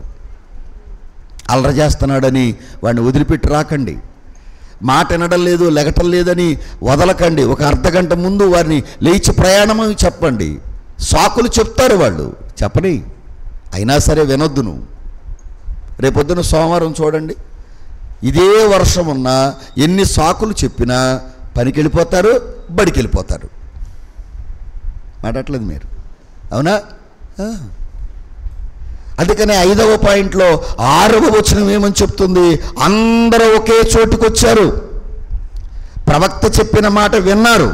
5వ వచనములో, 6వ వచనములో దేవుని పిల్లారా అందరూ ఒక చోటుకు వచ్చారు. ఐక్యత. ఏంటిదమ్మా? ఐక్యత. సహోదరుడు ఐక్యత కలిగి నివసించుట అంటే నేటి క్రైస్తవులలో అందరూ ఒకే చోట ఉండడం బలం కాదా? మాట్లాడలేదు. కుటుంబం అంతా ఒక చోట చూడాలని ఉందండి నాకు అయ్యగారు, మంచిదే. మా బిడ్డలందరూ ఒకసారి కలుసుకోవాలని ఉందండి. సరే, ఆకాశ పక్షుల్లాగా రెక్కలు వచ్చాయి, పరిపాటలకు వెళ్ళారు. దేవుని పిల్లలు వారు కూడా కుటుంబీకులు అయ్యారు కనుక ఏదో బ్రతుకు తెరువు జీవన పోషణార్థమై వెళ్ళిపోయారు. కానీ మనకేమనిపిస్తుంది? అందరూ ఒక చోట. అవును, ఈ ఉపవాస ప్రార్థనలు, ఈ సభలు, ఈ ఆరాధనల ద్వారా ఐక్యతను చాటాలి క్రైస్తవుడు. మేలేమిటి? ఐక్యతే. ఆశీర్వాదం ఏమిటి? ఐక్యతే. నీ శరీరంలో ఉన్న ప్రతి అవయవం ఒకదానికి ఒకటి ఐక్యత లేకపోతే మీరందరూ చెప్పండి, బండి ఎక్కగలరా? చెప్పండి, నడపగలరా? మాట్లాడలేదు మీరు. ఏం చేయలేం. తినగలరా? త్రాగగలరా? కూర్చోగలరా? లేవగలరా? అంటే అవయవాలకి అలా ఐక్యత ఉందో సంఘములో ఉన్న ప్రతి బిడ్డ కూడా ఏం కలిగి ఉండాలి? అది మనందరం అవయవములు, క్రీస్తు అవయవాలం మనందరం. చిన్నవి ఉంటాయి, పెద్దవి ఉంటాయి, కనబడే అవయవాలు ఉన్నాయి, కనబడని ప్రేవులు ఉన్నాయి, మెదడు ఉంది. అలాగే కనబడి పరిచర్య చేసేవాళ్ళు ఉన్నారు, కనబడకుండా పరిచర్య చేసేవాళ్ళు ఉన్నారు. గనుక దేవుని పిల్లలారా, 5వ మాట, నేటి క్రైస్తవులుగా ఐక్యత కలిగి ఉంటే దేన్నైనా ఎదిరించవచ్చు, దేనికైనా ఎదురెళ్ళొచ్చు, దేన్నైనా సాధించవచ్చు. క్రైస్తవుల్లో ఐక్యత లేని కారణాన్ని బట్టే మనం అభివృద్ధి చెందలేకపోతున్నాం. ఈ రోజున చాలా మందిలో ఏమి లేదు, డివైడ్ అండ్ రూల్ పాలసీ, విభజించు పాలించు. ఐక్యతగా ఉంటే వారవలేని వాళ్ళు ఉన్నారు. అన్నదమ్ముల ఐక్యతగా ఉంటే, కుటుంబాల ఐక్యతగా ఉంటే, సంఘముల ఐక్యతగా ఉంటే, దేవుని పిల్లల సేవకుడు సంఘము ఐక్యతగా ఉంటే చూడలేని వారు చాలామంది ఉన్నారు. ఏంటయ్యా మేలు అని అంటే, కొంతమంది అంతెందుకండి, భార్యాభర్త ఐక్యతగా ఉన్నారనుకోండి, ఆ ఇంటోళ్ళే చూడలేరు. అందుకని మీ అందరికీ చెప్పే మాట ఏమిటి అంటే, భారతదేశంలో క్రైస్తవ్యం 52వ సంవత్సరంలో వచ్చింది. 52వ సంవత్సరంలో వచ్చిన క్రైస్తవ్యం భారతదేశంలో ఇప్పుడు 10% ఉంది అని లెక్కలు చెప్తున్నాయి. మిగతా దేశాలతో పోలిస్తే భారతదేశం క్రైస్తవ్యం చాలా త్వరగా వచ్చింది అని మనం చెప్పాలి. కానీ క్రైస్తవులు విస్తరించలేకపోతున్నారు. కారణం, క్రైస్తవులు ఏమీ లేదు, మిషన్లో ఏమీ లేదు. మతాల పేరు మీద కొందరు, కులాల పేరు మీద కొందరు, డినామినేషన్ల పేరు మీద కొందరు విడిపోతున్నారు. ఈ 5 ఏళ్ళు విడిపోతే ఏముంది బలం? 5 ఏళ్ళు కలిసి ఉంటే ఇప్పుడిక్కడి చాలా ఐక్యతలో ఏముంది ఇప్పుడు బలం? ఉంది. ఐక్యతలో ఇట్లా గుప్పుడు మూసామనుకోండి గుట్టు ఉంది. ఐక్యతలో ప్రియదేవుని పిల్లలారా చెప్పండి, ఆశీర్వాదం కూడా ఏక మనసు కలిగి ఏక ఆత్మతో ఒకే ప్రియదేవుని పిల్లల అంశం పెట్టి 10 రోజులు ప్రార్థన చేశారు. మేడగదిలో 120 మంది. ఆత్మ దిగిరాలా చెప్పండి? అందుకే మీ అందరికీ చెప్తున్నా, 1772 జులైలో ప్రియదేవుని పిల్లలారా ఒకసారి అమెరికా దేశం పుట్టింది. 1772లో ప్రియదేవుని పిల్లలారా జులై నెలలో అమెరికా దేశాన్ని కనుగొన్నారు. ఇప్పటికి అమెరికాలో 90% క్రైస్తవులు ఉన్నారు. మనకంటే వెనకాల క్రైస్తవు వచ్చింది వాళ్ళకి. మనకి 52 సంవత్సరాలు వచ్చింది. ఇప్పటికి మనం 10% ఉన్నాం, వారు 90%. అంటే శత్రువును ఓడించే గొప్ప బలం క్రైస్తవుడికి ఐక్యతలో ఉంది. ఐక్యతే మేలు, ఐక్యతే మనోహరం. ప్రియదేవుని పిల్లలారా అందుకని మనం కూడా ఉపవాసం ఉన్నప్పుడు చివరికి ఐక్యత ఎలా ఉండాలి అని అంటే చెప్పండి అమ్మా, ఐక్యత ఎలా ఉండాలి అని అంటే చివరికి మనం వెళ్ళి ప్రభువులో ఐక్యమైపోవాలి. ఎన్ని గొప్ప నదులైనా సముద్రంలో కలిసిపోవా చెప్పండి అమ్మా. అందుకని ప్రియదేవుని పిల్లలారా యేసు అనగా రక్షకుండు ఎవరినైనను, క్రీస్తు అనగా నియమితుండు కేవలమేర్పాటు, దేవుడొకడే క్రీస్తునొకడే, దేవుడొకడే క్రీస్తు ఒక్కడే, బైబిల్ గ్రంథం కూడా ఒక్కటే, రాకడా ఒక్కటే, సంఘము ఒక్కటే, బాప్తిస్మము ఒక్కటే. అవునా? అది కనుక ప్రియదేవుని పిల్లలారా అందరూ ఐక్యతగా ఉన్నామనుకోండి, అది నీకు నీ కుటుంబానికి సంఘానికి సేవకు మేలు చేస్తుంది. ఐక్యతతో పాడాలి క్వైర్ టీం వారు. నా స్వరమే వినబడాలా, నా స్వరమే వినబడాలా. నేను ప్రత్యేకంగా ఒక్కదాన్నే పాడతా అవదో, నేనే పాడతా, నా స్వరమే వినబడాలి, నేనే కనబడాలా. నేను ముందు లైన్లోనే ఉంటా. నేను ఆర్కెస్ట్రా పెడితేనే పాడతా, నాకు మైక్ ఇస్తేనే వాక్యం చదువుతా, నేనే ప్రార్థన చేయాలా, నన్ను పేరెట్టి పిలవాలా. మన సంఘాల్లో లేవులేండి, దేవుడి కృప లేనిదాన్ని మీకు చెప్పడం కూడా తప్పే. నేను ఇప్పుడు దేవుని పిల్లారా ఏమోలే దైవ సేవకుడు ప్రేరేపణ బట్టి ఏ సమయానికి ఎవరిని పిలుస్తాడోలే అనుకునే మంచి మనస్తత్వం కలిగిన బిడ్డలే ఉన్నారు. దేవుడికి స్తోత్రం. ఇది నేను మనస్ఫూర్తిగా చెప్తున్నా. చిన్నవాళ్ళు పెద్దవాళ్ళు, వయసులో చిన్నవాళ్ళు పెద్దోళ్ళు అందరూ లోబడతారు. దేవుడికే మహిమ కలుగును గాక. అంటే మీరు లోబడపోతే నేను లోబడను కదా, అది తెలిసి అది మనం తగ్గాల్సిందే కానీ ఆడు తగ్గడరా బాబు అనుకుని తగ్గడమే. దేవుడికి స్తోత్రం. ఇది కూడా లైవే కచేరు. అది చాలాసార్లు లోబడాలని, లోపరుచుకోవాలని, లొంగ తీసుకోవాలని ప్రయత్నం చేసినా మరి ఏంటో మరి ఇనప మొక్కేమో ఇది లోబడలా. చాలా దెబ్బలు తగిలినాయి. నన్ను నేను చెక్కుకోవడానికి చాలా టైం పట్టింది. అది ప్రభునామానికి మహిమ కలుగును గాక. అందుకని శత్రువును ఓడించే గొప్ప బలం క్రైస్తవుడికి ఉంటుంది ఐక్యతలో. కనుక మీరు ఉపవాసం చేసిన, ఆరాధన చేసిన, ప్రార్థన చేసుకున్న ప్రియదేవుని పిల్లలు మీతో మీకు శత్రుత్వం ఉండొద్దు, మీలో ఎవరికి శత్రుత్వాలు ఉండకూడదు. ఐక్యత కలిగి, ప్రేమ కలిగి, ఒకరినొకరు ఘనపరుచుకుంటూ, ఒకరిని ఒకరు హెచ్చించుకుంటూ మనం జీవించాలి. అప్పుడు అపవాది సిగ్గుపడి మళ్ళుతాడు. ఇది 5వ పాయింట్. 6వ దానిలోకి వెళదాం. 6వ వచనమే. అక్కడ మిస్పాలో కూడుకొని నీళ్లు చేది యెహోవా సన్నిధిని కుమ్మరించి, అంటే నీళ్లు చేది ఎవరి సన్నిధిని కుమ్మరించారు? మంచిది ప్రియదేవుని పిల్లలారా. 6వ పాయింట్ ఇది విధేయతకు గుర్తు.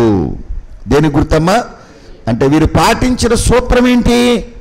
నీళ్లు చేదినట్టుగా వారి హృదయమును పశ్చాత్తాపంతో నింపుకొని కన్నీటితో ప్రార్థన చేశారు. హృదయమార దేవుని దగ్గర కుమ్మరించారు. అందుకని నేను కూడా చెప్తున్నా, నువ్వు చేసే 10 నిమిషాల ప్రార్థన అయినా హృదయమార దేవుని సన్నిధిలో ప్రార్థన చేస్తే ప్రభు మన మొర్ర ఆలకిస్తాడు. సన్నిధిని కుమ్మరించారట. అంటే ఇది విధేయతకు గుర్తు. దేనికమ్మా? విధేయత అంటే లోబడుట. ఎవరికి లోబడాలి? ఆయన సన్నిధిని మనము లోబడాలి. మనం చేసే భక్తి కార్యాల్లో చాలా అవసరమైంది విధేయత. దేవుని పిల్లలారా, అన్నిటిలో ఉప్పు ఎలా అవసరమో సంఘములో ప్రతి విశ్వాసికి ఏమవసరం? విధేయత చాలా అవసరం. గనుక దేవుని పిల్లలారా, ఒక 4-5 మాటలు చెప్తాను. లోబడుట అన్నాం కదా. కొలస్సీలకు రాసిన పత్రిక 3వ అధ్యాయం 18వ వచనములో భార్య భర్తకు విధేయురాలుగా ఉండాలి.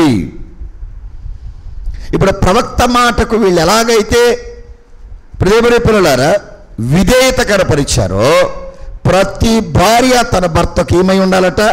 చదవండమ్మా, కొలస్సీ 3:18. అదుగో అంటే సంఘము క్రీస్తుకు లోబడినట్లుగా భార్య తన భర్తకు ఏమై ఉండాలట?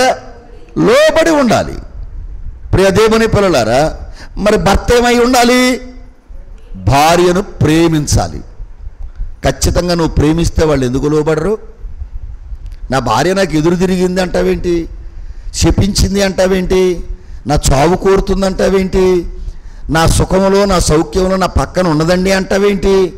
నాకు సంతోషాన్ని కలిగించదండి అంటావేంటి? నువ్వు ప్రేమించడం లేదు. ఏం చేయట్లేదు? నేను ఓపెన్గానే చెప్తున్నాను లైవ్లో. దేవుని పిల్లలారా, నువ్వు నీ భార్య శరీరాన్ని ప్రేమిస్తున్నావా, మనసును ప్రేమిస్తున్నావా?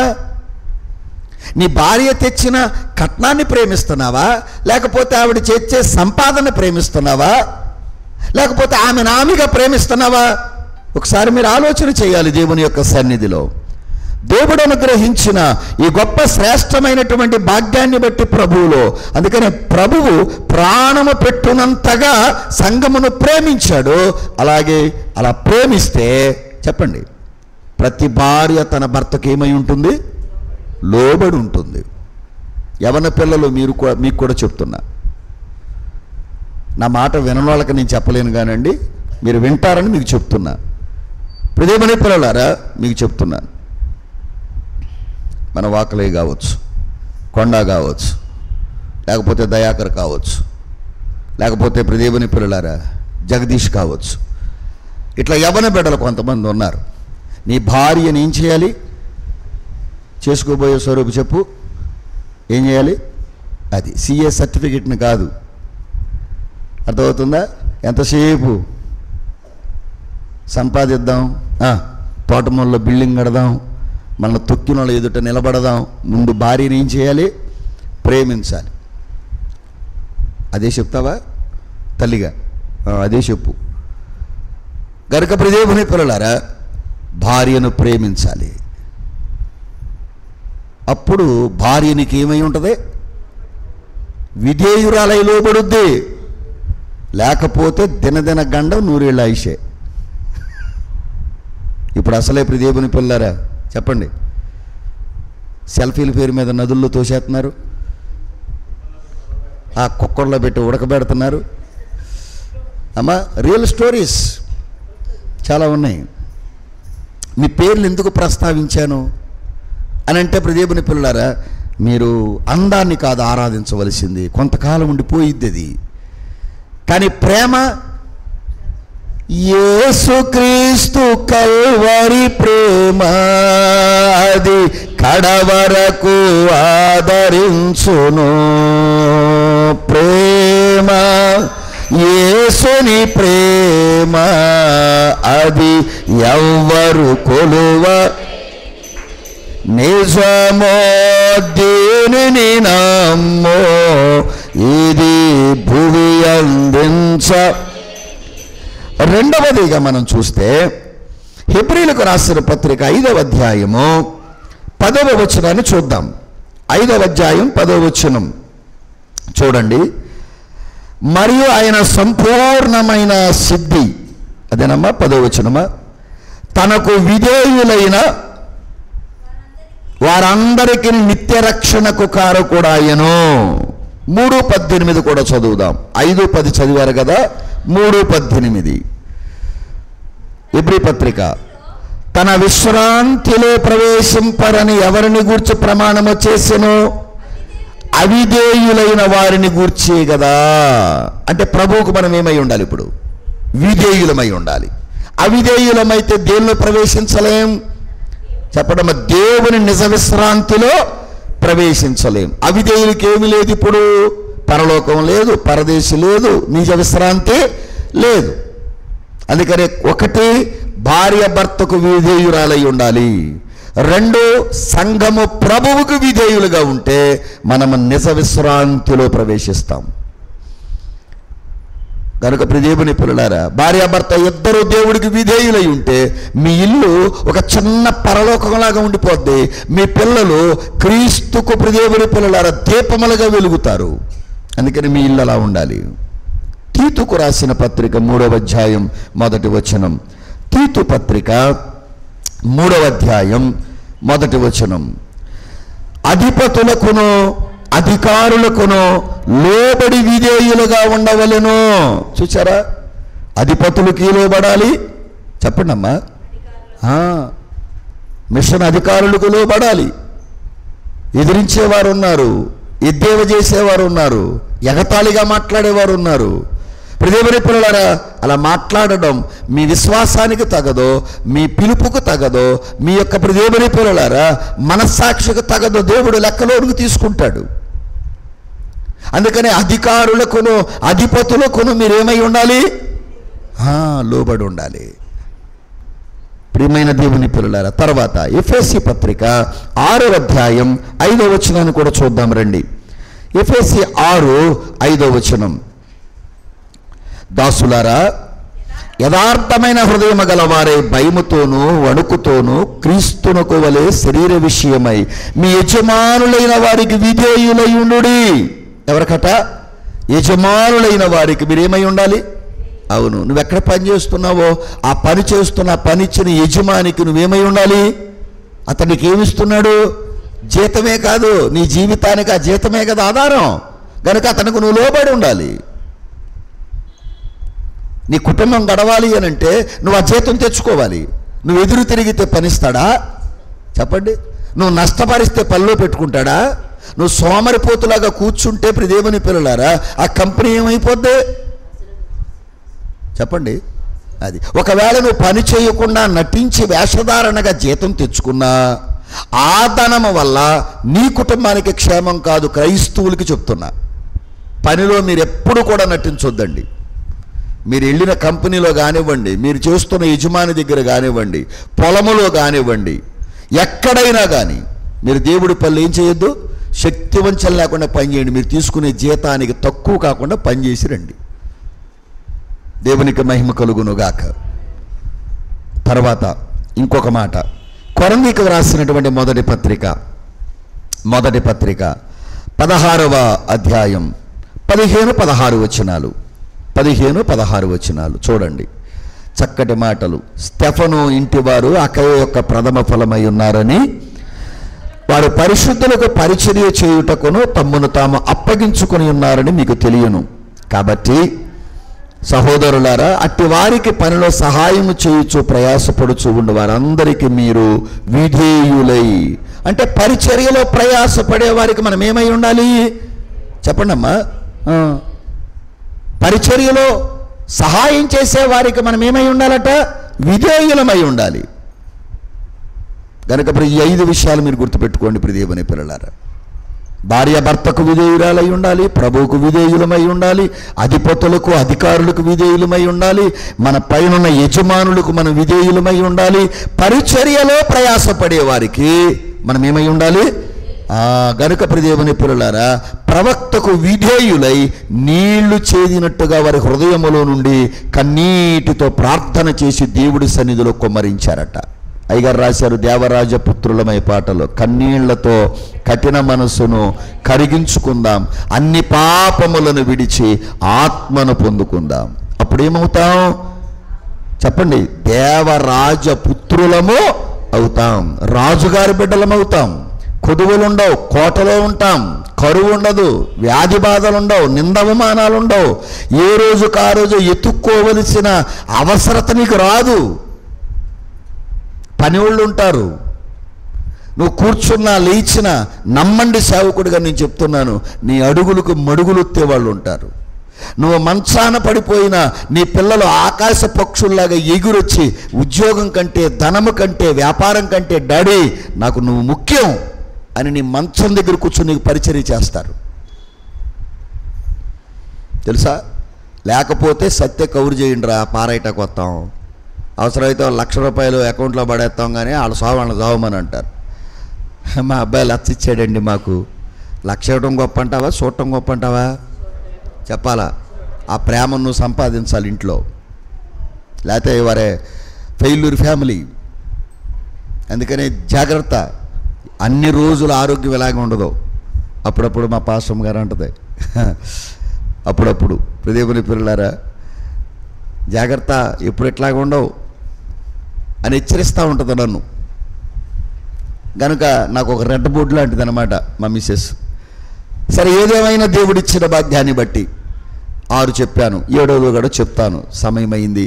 6వ వచనములో వారు అప్పుడు ఏం చేశారట? ఉపవాసం ఉన్నారట. ఏం చేశారమ్మా? అది ఉపవాసం అంటే అర్థం ఏంటంటే ప్రభువుతో ఉండుటకు గుర్తు. ఎవరితో ఉన్నారు వాళ్ళు? ఉపవాసం ఉన్నప్పుడు ప్రభువుతో జీవించారు. ఆరాధన అంటే ఎవరితో గడపడం? చెప్పడమ్మా, దేవునితో, ప్రభుతో మాత్రమే గడపాలి, దేవుడితో సంబంధాన్ని కలిగి ఉండాలి. ఇలాంటి ఆరాధన, ఇలాంటి ఉపవాసం మన జీవితంలో ఉంటే మనం కూడా ఖచ్చితంగా మన శత్రువును మనం జయిస్తాం. కొందరు బిడ్డలు ఆరాధనకు వస్తారు కానీ తలంపులు ఇక్కడ ఉండవు. కొంతమంది ఉపవాసం చేస్తారు, దేవుని పిల్లరా లోకముతో ఉంటారు, లోకములో ఉంటారు, లోకస్తులుగా ఉంటారు, లోకపు మాటలు వారిలో ఉంటాయి. ఉపవాసం ఉన్నప్పుడు, ఆరాధన ఉన్నప్పుడు లోకపు మాటలు మన నోటి వెంట రాకూడదు. దైవజనులు అన్నారు, ఉపవాస దినముల యందు కానీ, ఆరాధన దినమందు కానీ నీవు వార్తాపత్రికలు కూడా చదవకూడదు. ఏం చదవకూడదు? గనుక దేవుని పిల్లలారా ఆలోచించండి. ఏదో 1 గంట లేక 2 గంటలు మాత్రమే ఉంటున్నాం. ఉపవాసము చేయడము అని అంటే దేవుడితో మనం సహవాసం చేయడం, సహవాసంలో మనం గడపటం. దేవుడికే మహిమ కలుగును గాక. తర్వాత 6వ వచనములోనే సమూయేలు మొదటి గ్రంథం 7వ అధ్యాయం 6వ వచనములో చివర ఒక మాట ఉంది. యెహోవా దృష్టికి మేము పాపాత్మలమని ఒప్పుకొనిరి, మిస్పాలో సమూయేలు ఇశ్రాయేలుకు న్యాయము తీర్చుచు, అది ప్రభువు దృష్టికి మేము పాపాత్ములమని ఒప్పుకున్నారు. 8వ పాయింట్. ఎవరి దృష్టికి అంటే కనికరము పొందుటకు గుర్తు. పాపాన్ని ఒప్పుకోవడం అంటే ఏంటి అర్థం? అయ్యా మన కనికరించయ్యా, మేము పాపులం ప్రభువా, పాపాన్ని బట్టే కదా అయ్యగారు రాశారు సమర్పణ ప్రార్థన పుస్తకంలో. పాపమును బట్టే వ్యాధి, పాపమును బట్టే జబ్బు, పాపమును బట్టే అప్పులు పాలైపోవుట. నిజమండి, మీరు నమ్మండి నమ్మకపోండి. దేవుని పిల్లల స్నేహం గొప్పదనుకున్నాను నేను, వ్యాపారాలు గొప్పవి అనుకున్నాను, మనుషులు మన ప్రక్కన నిలబడితే సూపర్ అనుకున్నా. ఇంత ఆశీర్వదింపబడిన ఈ స్థలములోనే నేను ఎదురుగా ఇప్పుడు మన చర్చి మెట్లు ఏవైతే ఉన్నాయో ఆ మెట్ల దగ్గర నేను బడ్డీ కొట్టు పెట్టి వ్యాపారం చేశాను. నేను అప్పులు తీరకపోగా అప్పులు ఎక్కువైనాయి, శత్రువులు ఎక్కువయ్యారు. దేవుని పిల్లలారా తినేసి వెళ్ళిపోయేవారు, అడిగితే దేవుని పిల్లల బాధ పెట్టుకునేవాళ్ళు, మనసు నొప్పి కలిగి ఉండేది. నన్ను ఒక ఆయన పెద్ద ఆయన అన్నాడు, నీ దగ్గర చాలా డబ్బులుంటే ఇది మంచి సెంటర్ కదా, రోడ్డు మీద ఉంది కదా, మీ స్థలమంతా కలుపుకుంటే 8 కొట్లు పడతాయి, కొట్టుకు 10,000 రూపాయలు నీకు అద్దె వస్తుంది, ₹1,00,000 వస్తాయి నెలకు నీకు అద్దె, కొట్లు కట్టుకో అన్నాడు నన్ను. నేను ఒకటే చెప్పా, ఈ స్థలమంతా బైబిల్ మిషన్ మందిరం అయిపోవాలి తప్ప దీంట్లో వ్యాపారం జరగకూడదని చెప్పా. దేవుడికి మహిమ కలుగును గాక. వ్యాపారం చేసే లెక్క అయితే డబ్బులు లేవా, తెలివితేటలు లేక మాట్లాడలేదు మీరు. కనుక జాగ్రత్త. పరిపూర్ణంగా రవ్వంత కూడా లోకం మీద ఆధారపడకుండా, నిస్సుమంత కూడా విదేశం మీద ఆధారపడకుండా బైబిల్ మిషన్ యొక్క వాక్యం మీదే, సత్య సిద్ధాంతం మీదే ఆయన మీతో చెప్పున్నది చేయడన్న ఒక్క మాట పట్టుకుని దేవుని పిల్లలారా. అవును, దయాకర్కి ఎన్ని ఉన్నాయో అప్పులు నాకు తెలియదు, దేవుని పిల్లలారా వాకలకి ఎన్ని ఉన్నాయో నాకు తెలియదు. వాళ్ళకి ఇచ్చేనా, వాళ్ళు నాకు ఇస్తారులే, తీసుకో తమ్ముడు. దేవుడిచ్చిన భాగ్యాన్ని బట్టి వాళ్ళు అనొచ్చు, ఇవాళ వాళ్ళకున్నంత పని కూడా ఆ రోజు నాకు లేదు. కానీ దేవుడి సన్నిధిలో ఎప్పుడైతే పాపాన్ని ఒప్పుకున్నానో, కన్నీరు కార్చానో, ఉపవాసం ఉన్నానో, దేవుని పిల్లలారా, మీరు నమ్మండి నమ్మకపోండి, నేను క్రీస్తు శిలువ శ్రమకాల దినాల్లో దేవుని యొక్క మహాకృపలో గుడివాడ చిన్న మందిరములోను, ఈ మొర్రపెట్టు స్థలం రేప్చర్ మహిమాలయములో నేను 40 days వస్తే ఈ దేవాలయంలో నేను మోకాళ్ళ మీద నడిచేవాడిని. మీరు నమ్మండి నమ్మకపోండి, ఈ మోకాళ్ళ మీద నడుస్తున్నప్పుడు కొన్నిసార్లు నా మోకాళ్ళు కొట్టుకుపోయి నా ప్యాంటు, తెల్ల ప్యాంటుకి బ్లడ్ అయిపోయేది. మళ్ళీ ఆ మోకాళ్ళకు నేను కట్లు కట్టేవాడిని ఎవరికి కనబడకుండా.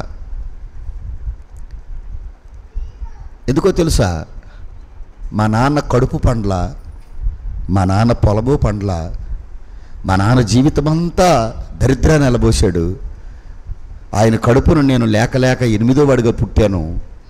నా బతుకు ఏమైపోద్దో, నా పరిస్థితి ఏమైపోద్దో, నేను ఎందుకు ఇలాగైపోయాను, నాకు నువ్వు తప్ప ఇక వేరే మార్గం లేదు, నాకు నువ్వు తప్ప వేరే సోర్స్ లేదు. ఒకవేళ నాకున్న పరిస్థితి మెంటాలిటీకి నాకెవడు పనివ్వడేమో, నాకున్నటువంటి ఆవేశపూరితమైన మనసుకు నన్ను ఎవడు పనిలో పెట్టుకోడేమో, నేను లౌకికంగా మాట్లాడలేను, ప్రభువా నువ్వే నా దిక్కిక అని పాపాన్ని ఎప్పుడైతే ఒప్పుకున్నానో, ఆ పాపము ఒక స్థితిలో కన్నీటి ప్రార్థనలో నా దరిద్రం కొట్టుకుపోయింది నాన్న, నా పేదరికం కొట్టుకుపోయింది. దేవుడు ఈ రోజున కాకులతో ఆహారం పెట్టినట్లు దేవుడు ఏది కావాలంటే అది దేవుడు నాకు ఇస్తున్నాడు. దేవుడికి మహిమ కలుగునుగాక. అందుకని పాపములను ఒప్పుకున్నారు. దేవుడి దృష్టికి మేమేమై ఉన్నాం చెప్పండి? అందుకే చెప్తున్నా, ఎన్ని తిరిగినా పోవు పోవు పాపంబులు ఎంత ఏడ్చినా పోవు, ఎన్నాళ్ళి పుణ్యక్రియలెన్ని చేసినా పోవు, అన్నీ చేసిన క్రీస్తు నందు నమ్మిన గాని దేవాదేవుని మ్రొక్కాలండి. ఓ ప్రియులారా, దేవరాజుని గొల్వా,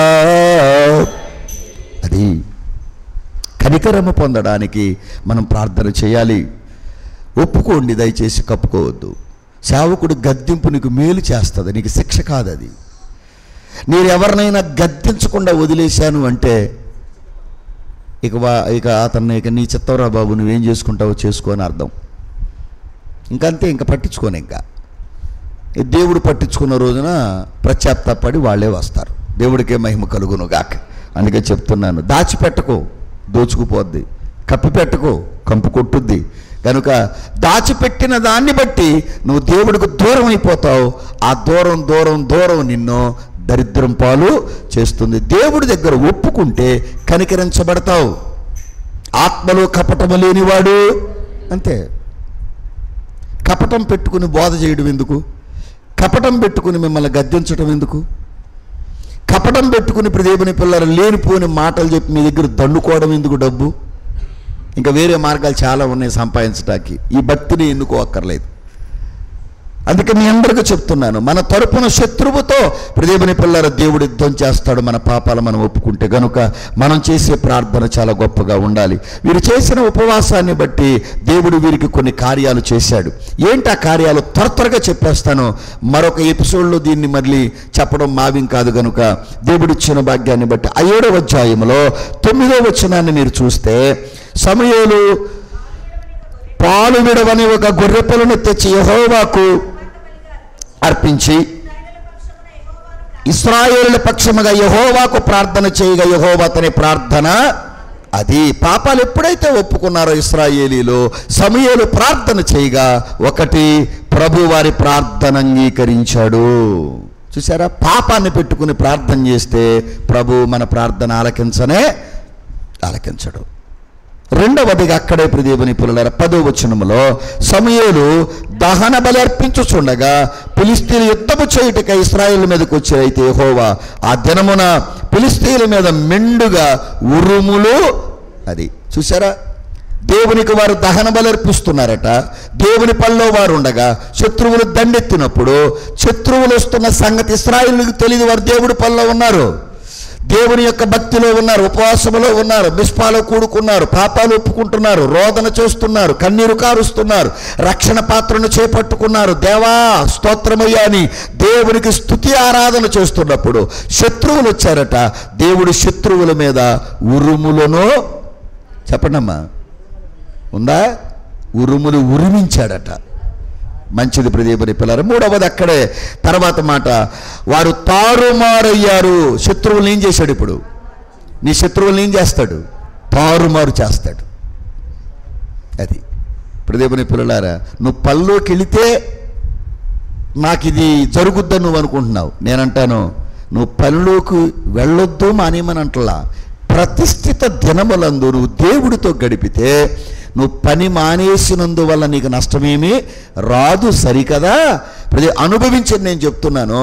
6 రోజులు పనిచేసి 7వ రోజు కూడా పనిచేసేవాడు ఎంత సంపాదిస్తాడో, 7వ రోజు పని మాని దేవుడు పనిచేసినోడు సంపాదన కూడా అంతే ఉంటుంది. దేవునికి స్తోత్రం. మూడవది, శత్రువులను ఏం చేశాడు? ఆయన తారుమారు చేశాడు. అక్కడే తర్వాత వారి ఇశ్రాయేలుల చేత ఓడిపోయారు. శత్రువులు ఏమయ్యారు? 4వది, ఓడిపోయారు. ప్రార్థన అంగీకరించాడు, ఉరుములు మెండుగా కురిపించాడు, తర్వాత శత్రువులు తారుమారు చేశాడు, తర్వాత శత్రువులను ఓడించాడు. 11వ వచనానికి వద్దాం. ఇశ్రాయేలు మిస్పాల నుండి బయలుదేరి బత్కారు వరకు ఫిలిష్తీయులను తరిమి హతము చేశారు. ఇప్పుడు వరకు వాళ్ళని వీళ్ళు తరిమారు. ఇప్పుడు ఏం చేశారు? పాపం పోయింది వీళ్ళకి. దేవుడు శత్రువులను తరిమే శక్తి ఇచ్చాడు. ఏ అప్పు నిన్ను ఏలుబడి చేస్తుందో, ఏ వ్యాజ్యం నిన్ను ఏలుబడి చేస్తుందో, ఏ గొలియాత్ వచ్చి నిన్ను చంపేయాలని చూస్తున్నాడో, వాడు ఎంతటి వాడైనా, అది ఎంతటిదైనా ప్రియదేవుని పిల్లలారా, దాన్ని తరిమి నువ్వు పొలిమేర దాటించి కొట్టాలంటే నువ్వు దేవుడి దగ్గర నీ పాపాలు ఒప్పుకుని ప్రార్థన చేయాలి. దేవుడు పని కొరకు ఒకరోజు పని మానేయండి సార్, నిద్ర మానేయండి, కడుపు కట్టుకోండి, ఇష్టాలు చంపుకోండి. అందుకని మీ అందరికీ చెప్తున్నాను, మీలో చాలామంది మన ప్రత్యేకమైన నెలకు ఒక పర్యాయం ఉపవాస ప్రార్థన చేస్తాం శాలలో, మీకు తెలుసు. అది తల్లిగారి దర్శనం, వాగ్దానం.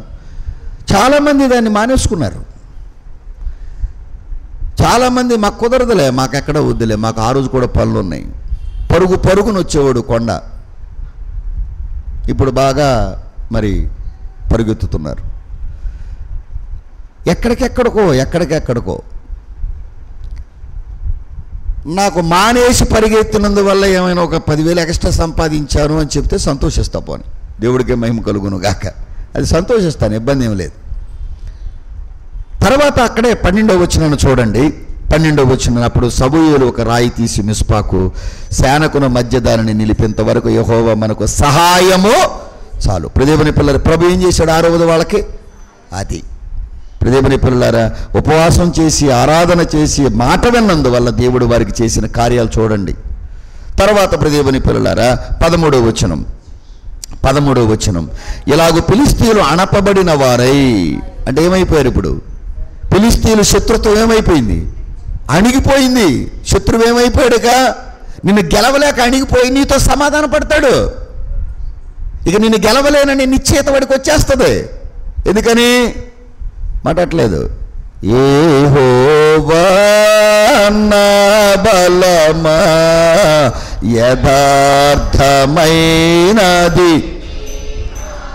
ఇప్పుడు నా బలము, నా స్ట్రెంత్ ఎవరు? యెహోవా అని నీకు తెలియదేమో కానీ చెప్పండి, అమాలేకీలల్లా దేవుడు వారి పక్షంగా పోరాడుతున్నాడు, మనం వాళ్ళని గెలవలేమని. దేవుడు నీ పక్షమని ఉండగా నీ శత్రువు ఎంత బలవంతుడైనా వాడు అణిచేస్తాడు. దేవుడు వాడి మాట సాగదు, వాడి బలం ఆగదు నీ ముందు, వాడి సైన్యం నిలబడదు నీ ఎదుట. ఎందుకో తెలుసా? సైన్యములకు అధిపతి అయిన యెహోవా నీ పక్షమున. తర్వాత 8వ పాయింట్ అక్కడే 13వ వచనములో, సమూయేలు ఉండిన దినములన్నిటను యెహోవా మీరు చదవాలని ఆపా. యెహోవా హస్తము ఫిలిష్తీయులకు, అంటే ఫిలిష్తీయులకు విరోధంగా ఉందంటే ప్రభు హస్తం ఇశ్రాయేలులకు తోడుగా, అది నువ్వు బ్రతికినంత కాలం దేవుడి హస్తం నీకు తోడుగా ఉంటుంది. ఆమేన్. 8 పాయింట్లు చెప్పుకుంటూ వచ్చాను. మరి ఇంత చేసిన వాళ్ళు ఏం పొందుకున్నారో కూడా చెప్పాలిగా, మీకు చెప్పాలా? చెప్తాను ఒక్క మాట. అక్కడే 14వ వచనం అందరూ తీసుకోండి. సమూయేలు మొదటి గ్రంథం 7వ అధ్యాయం 14వ వచనం ఇలా ఉంది, నేను చదువుతాను. మరియు ఫిలిష్తీయులు ఇశ్రాయేలుల యొద్ద నుండి పట్టుకొనిన పట్టణములు ఇశ్రాయేలులకు తిరిగి వచ్చెను. కోల్పోయినవన్నీ తిరిగి దేవుడు పొందుకునేటట్టు చేశాడు. నువ్వేది కోల్పోయావో ఇది దేవుడు చేసిన కార్యం. ఆమేన్.